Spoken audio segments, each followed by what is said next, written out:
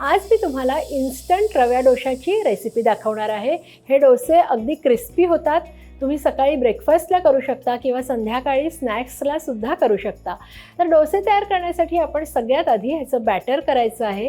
इथे 1 कप बारीक रवा घेतलेला आहे, अर्धा कप तांदळाचं पीठ, इथे पाव कप मी मैदा घालतेय, 1 मीडियम कांदा बारीक चिरून घेतलेला आहे तो सुद्धा घालून घेऊया, 1 टीस्पून जिरं घालूया, 2 हिरव्या मिरच्या बारीक चिरून घेतलेल्या आहेत, 2 टेबलस्पून बारीक चिरलेली कोथिंबीर, कढीपत्त्याची 4-5 पानं चिरून घेतलेली आहेत, 2 टीस्पून किसलेलं आलं। आता घालूया चवीप्रमाणे मीठ। सगळं व्यवस्थित मिक्स करूया। आता ह्यात घालूया 3 कप पाणी। थोडं थोडं पाणी घालून आपल्याला मिक्स करून घ्यायचंय।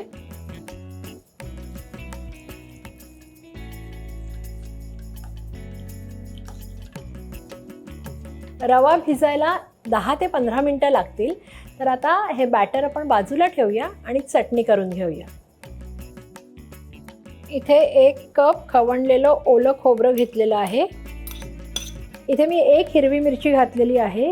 ही भाजलेली चणा डाळ आहे, ही 1 टेबलस्पून घालतेय। चटणीला बाइंडिंग येण्याकरता ही चणा डाळ घालायची। इथे 3-4 लसणाच्या पाकळ्या घातलेल्या आहेत आणि चवीप्रमाणे मीठ घालायचं। थोडंसं पाणी घालूया।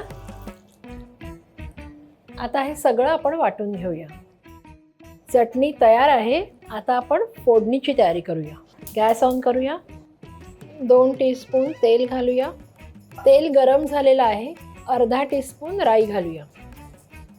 राई तडतडली आहे। कढीपत्त्याची 3 ते 4 पानं हाताने तोडून घालायची आहेत, 1 लाल सुकी मिरची, 1 चिमटीभर हिंग।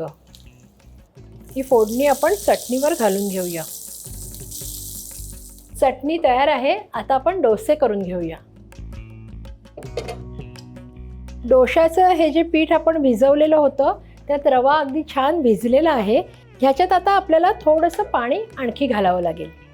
इथे साधारण आपल्याला 1 कप अजून पाणी घालावं लागेल आणि आपलं डोशाचं जे बॅटर आहे त्याची कन्सिस्टन्सी एकदम परफेक्ट झालेली आहे, बघू शकता। तवा गरम झालेला आहे, थोडंसं तेल घालून घेऊया। हे तेल जे आहे ते सगळीकडे तव्याला व्यवस्थित लावून घ्यायचं आहे। आता ह्याच्यावर थोडंसं पाणी मारून घ्यायचं आहे, हे सुद्धा आपल्याला पुसून घ्यायचं आहे। आणि हे डोशाचं जे बॅटर आहे ते आता आपण ह्याच्यावर घालून घेऊया। बॅटर घालताना साईडनी सुरुवात करायची आहे आणि मग मध्ये यायचे, कारण तवा नेहमी मध्ये जास्त तापलेला असतो।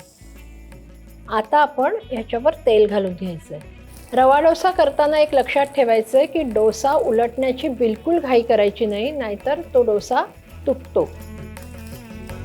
तुम्ही बघू शकता किती क्रिस्पी झालेला आहे। आता आपण तो काढून घेऊया। अशाच प्रकारे सगळे डोसे आपण करून घेऊया। आपले कुरकुरीत रवा डोसा आणि चटणी तयार आहेत। अगदी झटपट होणारी रेसिपी आहे, नक्की करून पहा आणि कशी झाली ते आम्हाला कळवायला विसरू नका। आणि अशाच छान छान रेसिपीजसाठी रुचकर मेजवानीला लाईक, शेअर आणि सबस्क्राईब सुद्धा करा।